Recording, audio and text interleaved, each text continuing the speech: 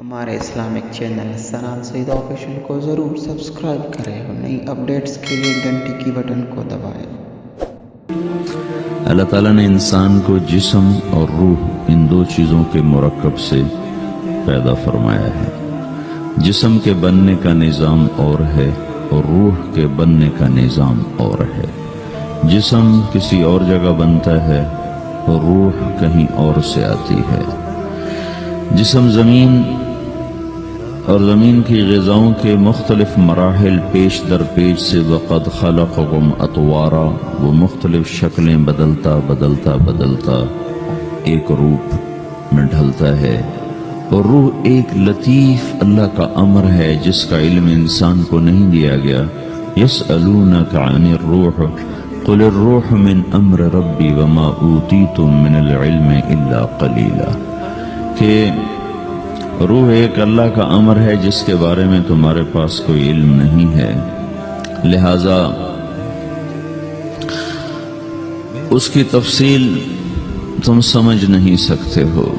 روح آسمان سے آتی ہے، جسم زمین میں بنتا ہے، پھر 4 مہینے بعد اللہ اس کو آپس میں جوڑ دیتا ہے، زندگی متحرک ہو جاتی ہے۔ روح ہی کے ساتھ زندگی کی بقا رہتی ہے۔ جب اللہ اسے واپس نکال لیتا ہے تو سارے ٹائٹل ہٹ کر صرف ایک نام سب کو مل جاتا ہے، اور وہ میت کا ہوتا ہے۔ وہ حضرت مولانا ہو، وہ کوئی ڈاکٹر ہو، بادشاہ ہو، صدر وزیر ہو، سارے اعزاز ٹائٹل ہٹا کر اس پر میت کا لفظ مہر لگ جاتی ہے۔ اس میں سے کیا نکلا ہے؟ ہر چیز تو موجود ہے، اب یہ بولتا کیوں نہیں، اٹھتا کیوں نہیں، چلتا کیوں نہیں؟ اس میں سے روح نکل گئی ہے۔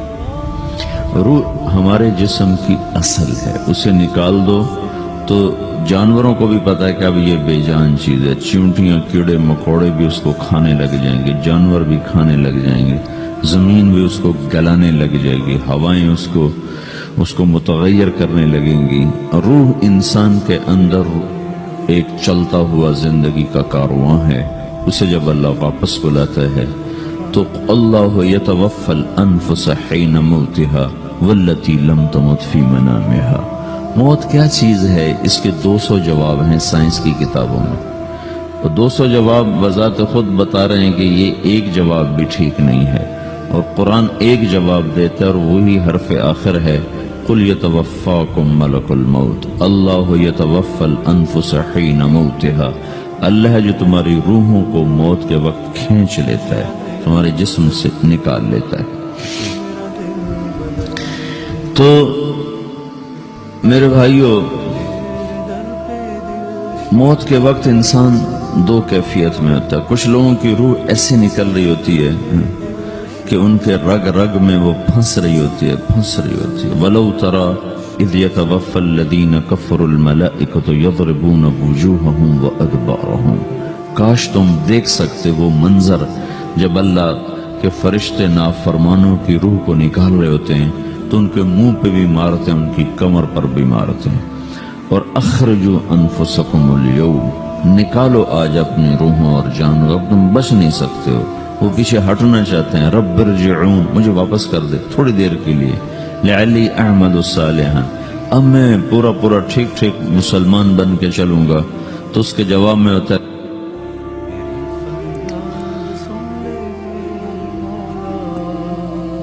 اور حدیث پاک میں آتا ہے کہ ملک الموت اترتا ہے، اس کے ساتھ 4 فرشتے ہوتے ہیں، وہ 4 فرشتے آتے اس کی پٹائی شروع کر دیتے ہیں۔ ابھی پرسوں یہ حدیث میں نے پڑھی ابن ماجہ میں کہ ملک الموت کہتا ہے ایتھا النفس الخبیثہ کانت فی الجسد الخبیث، اے خبیث روح جو خبیث جسم میں تھی، اخرج، باہر آؤ۔ وہ واپس تو ہو نہیں سکتا، اپنے آپ کو روک تو سکتا نہیں، تو وہ حیران پریشان خوف زدہ، تو اس کے جواب میں اس کو ملک الموت کہتا ابشری بحمیم وغساق وآخر من شکلہ ازواج، تیار ہو جا خوفناک عذاب کے لیے اور کھولتے پانیوں کے لیے، کانٹے دار جھاڑیوں کے لیے، اور بے شمار عذاب کی شکلوں کے لیے۔ تو اس کی روح کو جب کھینچتے ہیں تو رگ رگ سے وہ کٹ کٹ کے نکلتی ہے، تو سارا وجود زیر و زبر ہوتا ہے، سکرات کا درد ساری دنیا کے دردوں پر حاوی ہے۔ جب اس کی روح نکلتی ہے اور اس کو لے کر آسمان پر چلتے ہیں تو دروازے پر پہنچتے ہیں تو اندر سے فرشتے پوچھتے ہیں کون ہے؟ کہتے ہیں فلاں فلاں کا بیٹا ہے۔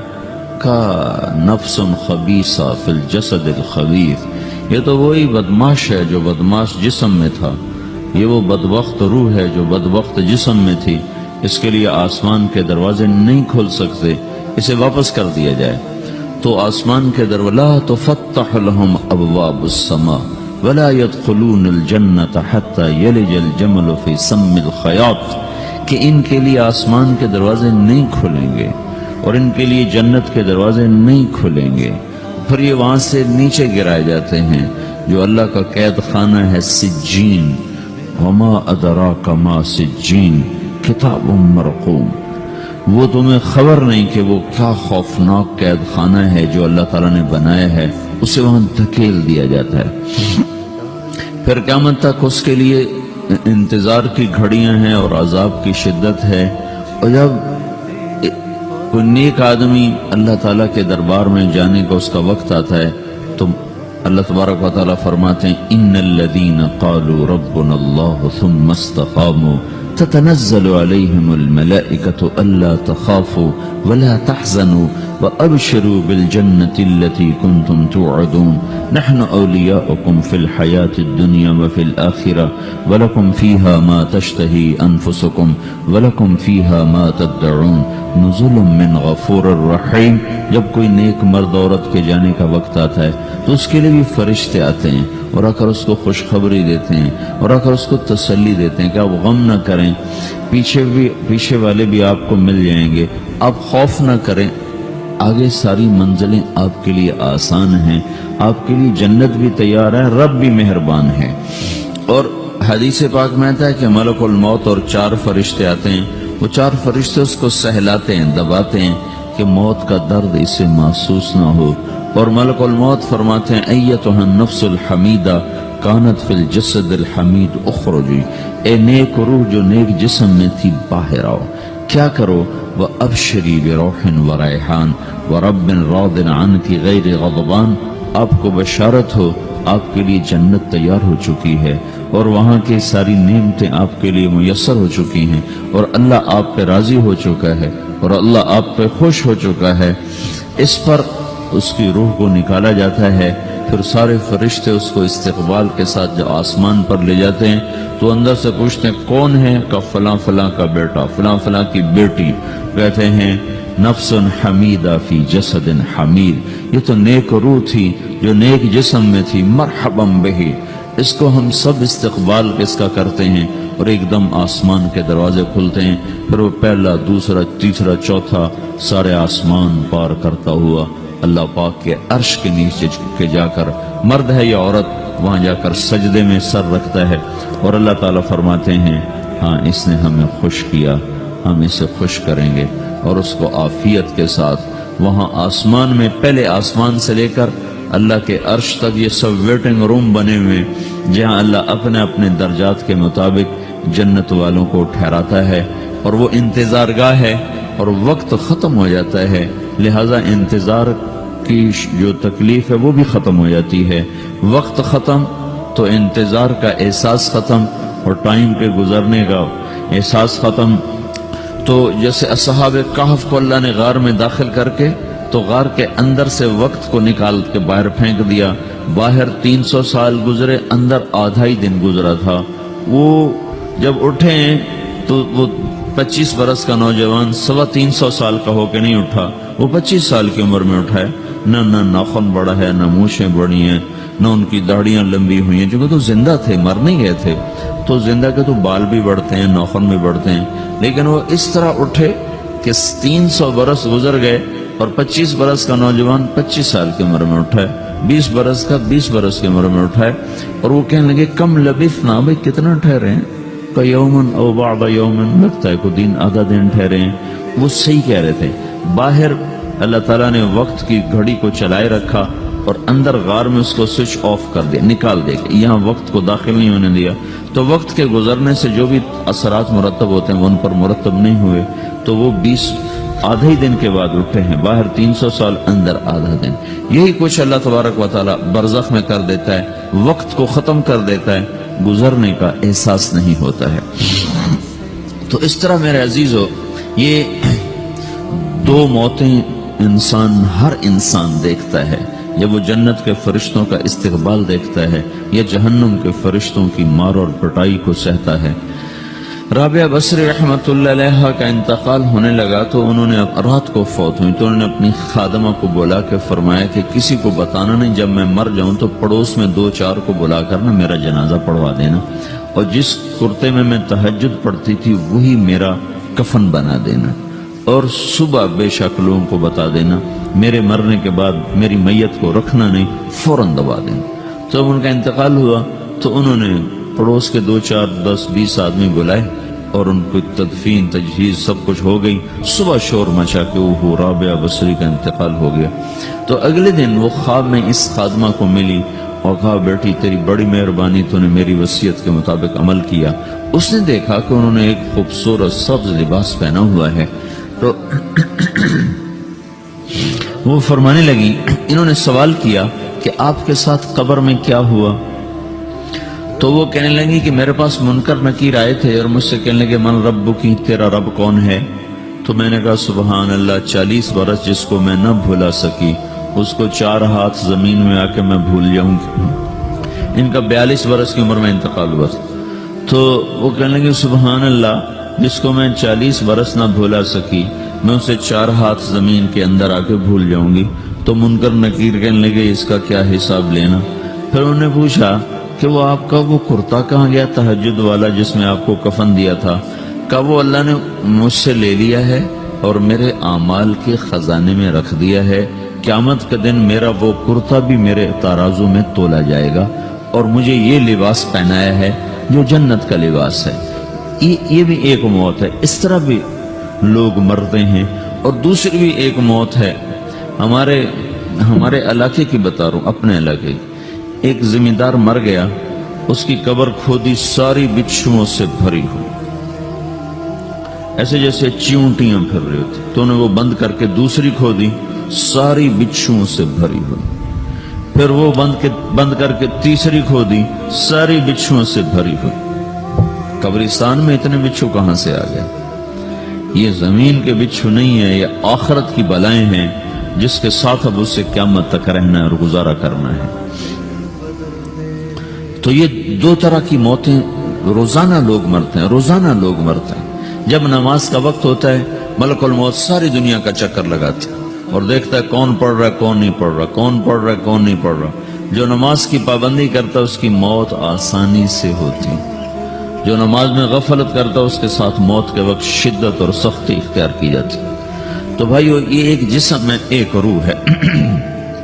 روح باقی رہنے والی چیز ہے، جسم مٹ جاتا ہے، پھر اللہ سے قیامت کے دن نیا جسم عطا فرمائے گا، ایک نیا جسم دیا جائے گا۔ روح وہی ہے جو اللہ کے خزانوں میں جمع ہو جاتی ہے۔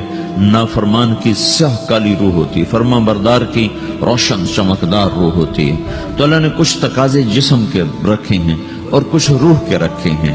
جسم کے تقاضے پورے نہ کرو تو یہ پریشان ہو جاتا ہے، روح کے تقاضے پورے نہ کرو تو یہ پریشان ہو جاتی ہے۔ روح کی پریشانی جسم سے زیادہ ہے، چونکہ روح کی طاقت جسم سے زیادہ ہے۔ جسم مٹی سے بنا ہے، اس کی غذا بھی مٹی سے نکلتی ہے۔ روح آسمان سے ہے، اس کی غذا بھی آسمان سے ہے۔ روح کا تعلق جب تک اللہ سے نہیں جڑتا، اس سے بھوک اور پیاس لگتی رہتی ہے۔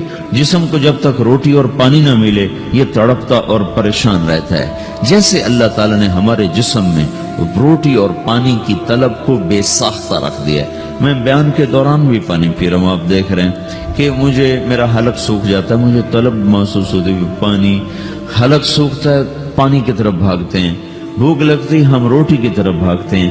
یہ ایک ایسا اندر میں آٹومیٹک سسٹم ہے کہ ہم اس کو آف نہیں کر سکتے۔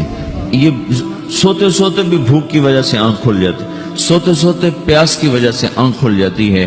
یہ ایسا خود اللہ تعالیٰ نے ساختہ نظام بنایا ہے کہ آپ اپنے جسم میں روٹی اور پانی کی طلب کو نہیں نکال سکتے۔ میرے عزیزو، ٹھیک اسی طرح اللہ نے انسانی روح میں اپنی طلب رکھ دی ہے اور اپنے رسول کی طلب رکھ دی ہے۔ یہ دو طلب ایسی ہیں کہ یہ آپ کے جسم روح سے نکل نہیں سکتی۔ جیسے بھوکا روٹی نہ کھا لے، پیاسا پانی نہ پی لے، اسے چین نہیں آ سکتا۔ وہ روح جو اللہ اور اس کے رسول سے نہ آشنا ہے، جب تک وہ وہاں تک پہنچ نہیں جاتی اسے چین نہیں آ سکتا، اس کا اندر پریشان رہے گا۔ 1997 میں جب جنید جمشید سے میری پہلی ملاقات ہوئی تو اس نے مجھ سے یہ سوال کیا کہ مولوی صاحب، ایک پاکستانی نوجوان جس گلیمر کو خوابوں میں دیکھتا ہے، وہ گلیمر تو مجھے زندگی میں ویسے ہی حاصل ہے۔ میرے چاروں طرف زندگی کا رقص ہے اور میری زندگی کی ہر خواہش، ہر تمنا پوری ہے، اس کے باوجود میرے اندر اندھیرا ہے، میرے اندر خلا ہے۔ مجھے لگتا ہے میں وہ کشتی ہوں جس کا کوئی ساحل نہیں، جس کی کوئی سمت نہیں۔ www.dasquran.com تو ایسا نہیں ہونا چاہیے۔ ایک عام لڑکا تو کہتا ہے ہائے کاش یہ ہوتا، اس کو وہ نہیں ہو رہا تو پھر وہ پریشان ہے، ہائے یہ ہوتا، ہائے وہ ہوتا۔ تو میں تو ہائے نہیں کرتا ہوں، میری تو ہر لذت اور خواہش میرے سامنے تشتری میں سجا کے پیش کی جا رہی۔ میں کیوں ایسا کر رہا ہوں؟ میں ہائے ہائے کیوں کر رہا ہوں؟ میرا اندر ویران کیوں ہے؟ میرے اندر میں خلا کیوں ہے؟ یہ وہی خلا ہے کہ وہ روح کی پیاس کو شراب میں بجھانا چاہتا ہے، وہ روح کی پیاس کو لڑکی میں بجھانا چاہتا ہے، وہ روح کی پیاس کو موسیقی سے بجھانا چاہتا ہے، وہ روح کی پیاس کو دنیا کی رعنائیوں میں 5 سٹار ہوٹلوں سے بجھانا چاہتا ہے۔ روح کیا جانے روٹی کیا ہے، شراب کیا ہے، پانی کیا ہے، عورت کیا ہے، موسیقی کیا ہے، گھنگرو کیا ہے، پائل کیا ہے، چھنکار کیا ہے، روح کو ان چیزوں کی کیا خبر؟ امریکہ میں ہماری ایک جماعت تھی تو 4 لڑکے 2 لڑکیاں، 4 لڑکیاں 2 لڑکے مسلمان ہیں۔ تو ایک لڑکے کا نام رکھا تھا ابراہیم، اور اس کو جب پڑھایا نا کلمہ، انہوں نے کہا ہائے، انہوں نے کہا ہائے، وہ دونوں ہاتھ یہاں رکھے سینے پر، دل پر، کہا ہائے۔ تو ہمارے ساتھی ہیں ڈاکٹر اختر، وہ کہنے لگے کیا ہوا کیا ہوا؟ کہنے لگا جب سے ہوش سنبھالا یہ جگہ خالی تھی، یہ تیرے کلمہ پڑھانے پر بھر گئی ہے کہ میری خوشی سے ہائے نکل گئی۔ یہ جگہ خالی رہے گی، یہاں شراب نہیں پہنچ سکتی، یہاں نغمہ اور موسیقی نہیں پہنچ سکتی، یہاں تالے لگے ہوئے ہیں، یہاں تک کوئی آواز نہیں جا سکتی۔ دل کے تاروں پر ایک ہی نغمہ چڑھ سکتا ہے اور وہ اللہ کی یاد کا ہے اور اللہ کی محبت کا ہے اور اللہ کے رسول کی محبت کا ہے۔ باقی کوئی مضراب ایسا نہیں جو ان تاروں کو چھیڑ سکے، باقی کوئی چیز آواز ایسی نہیں جو دل کی دنیا پر جا کر دستک دے سکے۔ یہاں بند دروازے